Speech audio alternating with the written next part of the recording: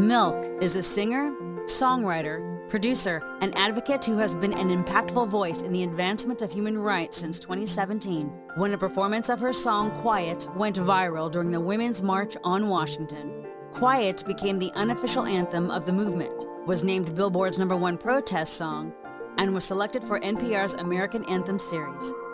In 2020, MILCK's single, Somebody's Beloved, came out during the Black Lives Matter protests and chronicles the life-shattering effects of systemic racism in America.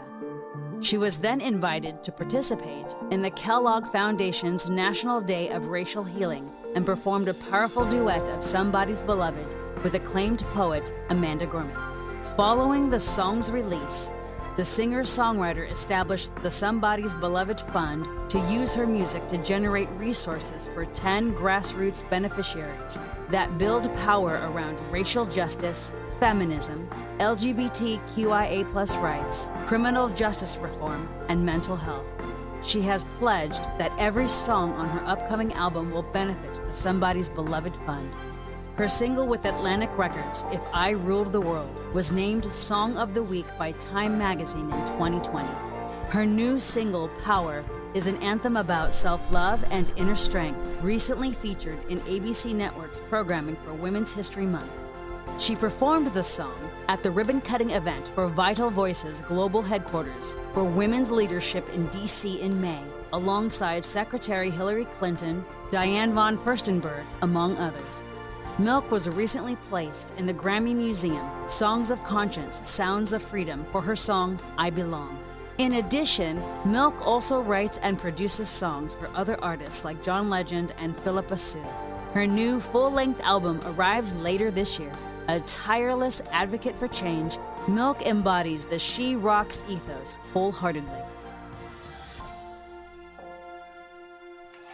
Give it up! Congratulations, MILCK!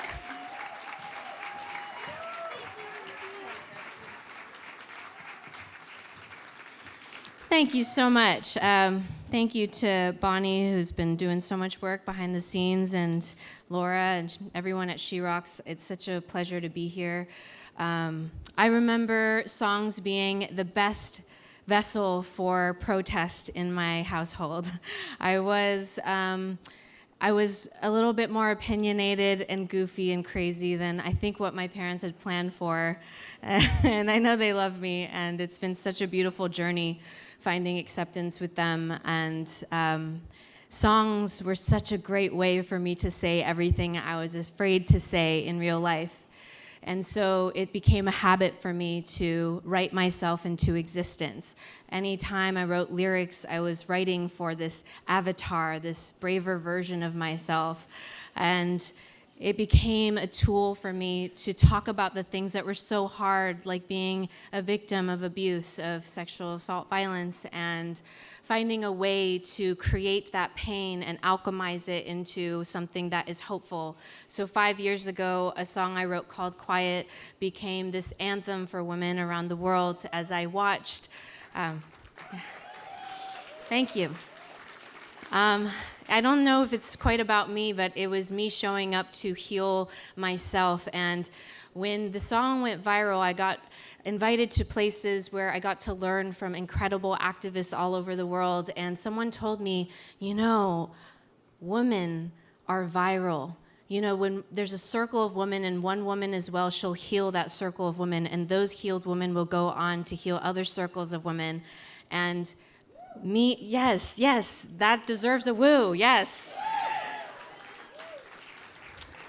It's been shown also that educated women invest more into their communities than the other gender. So we are a great inspiration to our male counterparts, right?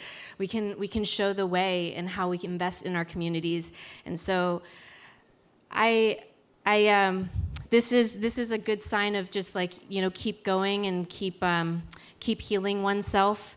You know, if we can fight for our lives and know how to fight for our dreams side by side with learning how to fight for others, it's just a beautiful dance between self-discovery of the me and the we. When I when I sang Quiet, it was a song of the things I didn't want to do any longer.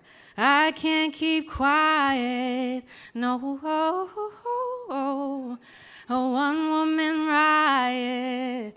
And I had to declare the thing. I sing that because it was a thing of like what I couldn't do, right? And I think it's important for us to declare what the things that we don't want. And I don't want to go back. You know, I want us to be able to move forward, to continue trusting women to choose, to continue trusting our parents for wanting more gun control. So this next song that I'm going to play for you all is about that change, that metamorphosis, because now that I know the things I cannot do, I have more space to think about the things that I want and that I am. And I wanted to sing this song for you all because it's about death and rebirth. And there's so much pain right now, and I do think about the butterfly, the caterpillar that melts its body completely to liquid before it reemerges as a butterfly. And I am able to do that on the shoulders of incredible women, Adrienne Gonzalez, who believed in me, Wendy Duffy, my manager, who's here, Jen Rosenstein, a great friend who's backstage with me. And, you know, there's a woman in here, Shelley Piken, who's a songwriter who's inspired me for many years. And Meredith Brooks, who's opened her arms wide open to welcome me. I'm just so grateful. Yeah. Thank you.